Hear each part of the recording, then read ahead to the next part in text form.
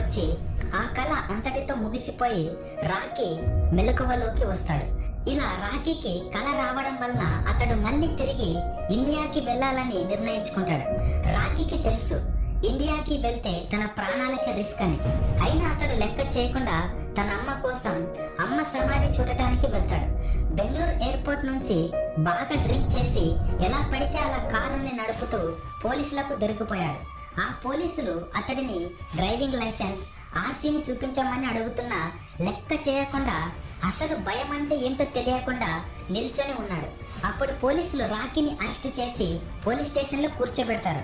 అప్పుడు రాకీ తన జేబులో ఉన్న సిగరెట్ ని పోలీసుల ముందే తీసి కాలుద్దామని ట్రై చేస్తూ ఉన్నప్పుడు, ఇది మీ అత్తగారి ఇల్లు అనుకుంటున్నావా అని పోలీసులు తన చేతిలో ఉన్న సిగరెట్ ని విసిరి పడేస్తాడు.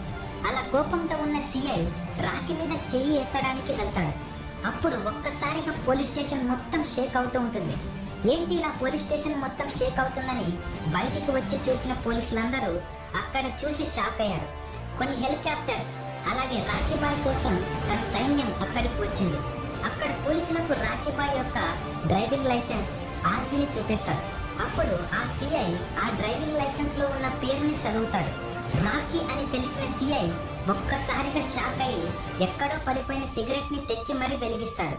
ఇక్కడ ఇండియాలో రాకీ ఎలా ఉంటాడో ఎవ్వరికీ తెలియదు. కానీ రాకీ పేరు వింటేనే ఎవరి బాడీ అయినా షేక్ అవ్వాల్సిందే. ఇక్కడ మన ఇండియాలోని రాజకీయ నాయకులు, రౌడీలు, గ్యాంగ్స్టర్లు, గుండగులు అందరూ రాకీ చనిపోయాడని అనుకుని ఉంటారు. ఈ సీన్ చూస్తే మనకు గూస్ బంప్స్ వచ్చేస్తాయి. ఈ పోలీస్ స్టేషన్ సీన్ ని మనకు చాప్టర్ 3లో చూపించాల్సింది చాప్టర్ 1లోనే చూపించాడు. ఇలా రాకీబాయ్ అడుగు మళ్ళీ ఇండియాలో పడిందని తెలుసుకున్న గూండాగులు, పరిపాలకులు